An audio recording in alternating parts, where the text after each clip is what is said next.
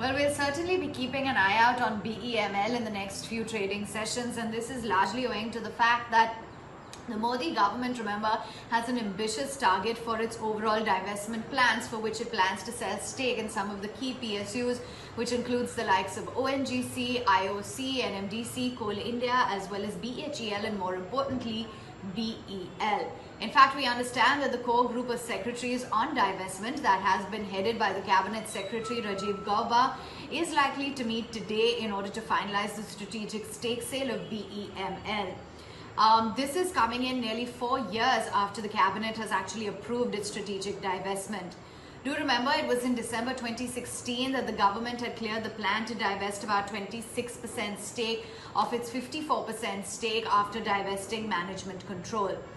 Transferring the management control. Now, the panel will be meeting in order to finalize the preliminary information memorandum and the EOIs according to government officials. The government will be moving ahead with the stake sale of the public sector undertakings that have already received the nod by the cabinet. Do remember, just earlier this month, you had the Finance Minister Nirmala Sitharaman saying that the pace of divestment is going to gather momentum and that the divestment proposals that had received approval are going to be taken up in earnestness as was described by the government.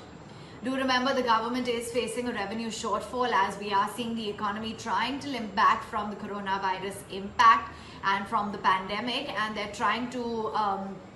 complete as many stake sales in order to and strategic divestment in order to meet that ambitious target of about 2.1 lakh crores for 2021, which as of now seems like quite a distant goal. Now, the government has also decided to keep apart a surplus land as well as other assets from the strategic divestments of BEML and dispose them off completely and separately. In January just this year, remember, the company which had interest in defense, aerospace, mining, rail, which is BEML, had appointed the CBRE South Asia as well as the JLL Property Consultants in order to monetize their identified assets. Now the panel is going to decide as to whether or not some of those non-core assets are going to be disposed or they're going to be completely transferred to a new buyer. The proposal is going to be taken up by the ministerial panel, which has essentially the Finance Minister, the Minister of Road Transport Highways, and the Minister of Administrative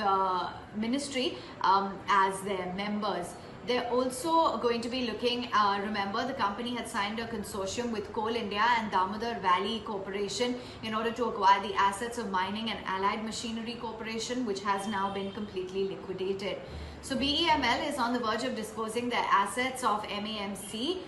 in New Delhi and Nagpur. They will also be exiting the consortium entered with Coal India as well as Damodar Valley Corporation ahead of this divestment process, and will be closing one of their subsidiaries, which is Vigyan Industries, because of the government's attempt to divest the company had failed.